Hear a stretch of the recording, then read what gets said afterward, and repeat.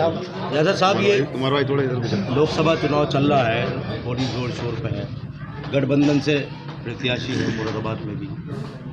ये खास करके सवाल है कि बाहरी प्रत्याशी जी, जब मौजूदा प्रत्याशी या मुरादाबाद की सियासत इतनी कमज़ोर हो गई कि बाहरी प्रत्याशी को लाने की जरूरत। आपने सरकार महोदय जी, मैं आपका शुक्रिया अदा करता हूँ। और मैं आपको बता देना चाहता हूँ, विरोधी इसी बात का है कि बाहर का प्रत्याशी उतारा क्या गया, हमारे ऊपर थोपा गया। हम उसके खिलाफ हैं और आज यही वजह रही है जो आज हमने अपने क्षेत्र में घूमना शुरू किया है।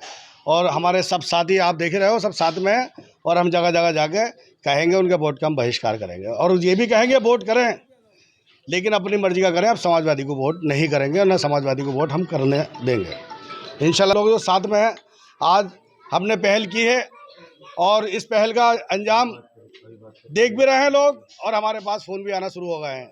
लेकिन हमने साफ कह दिया, अगर रुचि वीरा जी को अगर इलेक्शन लड़ना था, अगर रुचि वीरा अगर इतनी बड़ी शख्सियत है तो वो अपने यहाँ से यहाँ पर नहीं आती। हमारे मुरादाबाद में इतनी बड़ी शख्सियत है, उनको टिकट क्यों नहीं दिया गया? क्यों आज जो सही आवाज़ उठाने वाले हैं। की बात करें, मुरादाबाद की परंपरागत सीट जो बहुमूल्य क्षेत्र माना जाता है और समाजवादी का गढ़ कहते हैं, गठबंधन प्रत्याशी बाहरी, वही आपका मुद्दा। क्या इस सबसे खफा है? बिल्कुल खफा हैं और बिल्कुल इन्हीं से खफा रहेंगे जब हमारे क्षेत्र में ऐसे लोग हैं। अच्छा, उनका कहना है कि हम 2 लाख वोटों से सीट जीत चुके हैं।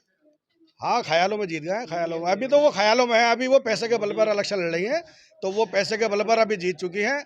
लेकिन वो अभी पब्लिक के दिलों में राज नहीं कर पाई है। जो जनता चाहती है वो वहाँ तक नहीं पहुँच पाई है। जनता इस बार उनको जवाब देगी और ये बताने का काम करेगी अखिलेश यादव जी को भी कि बाहरी प्रत्याशी बाहर किस चीज़ से जवाब? हम जवाब वोट से देंगे।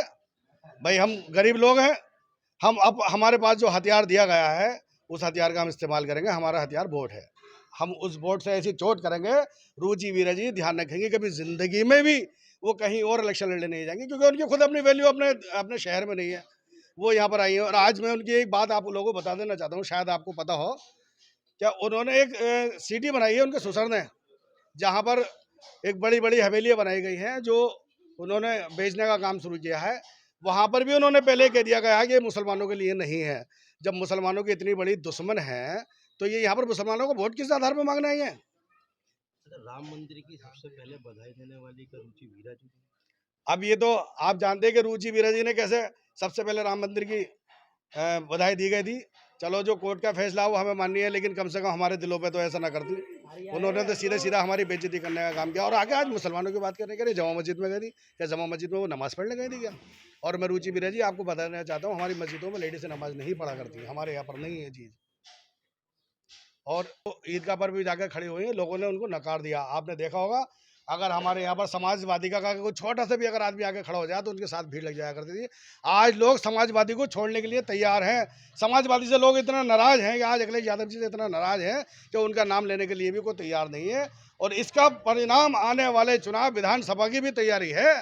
क्या विधानसभा में भी आपको ये पता चल जाएगा कितना वोट आपको यहाँ से मिला। आपकी आप समाजवादी पार्टी से खफा या रुचि वीरा से? मैं कैंडिडेट से खपा हूँ। मुझे ये कैंडिडेट अच्छे नहीं लगे। बाहरी कैंडिडेट यहाँ पर हमारे ऊपर थोपा गया है, मैं इसके खिलाफ हूँ। और ज़्यादातर इसलिए खिलाफ हूँ, वो एक रानी को टिकट दिया गया है। क्या मुरादाबाद में हमारे लोग नहीं थे क्या? मैं एक जानना चाहता हूँ, डॉक्टर स्टैन साहब का टिकट इसलिए काट दिया गया क्या वो सांसद में मुसलमानों की बात कर लिया करते थे, छोटे बड़े मुद्दे सांसद में उठा दिया करते थे, क्या इसलिए उनका टिकट काट दिया गया? तो मैं जानना चाहता हूँ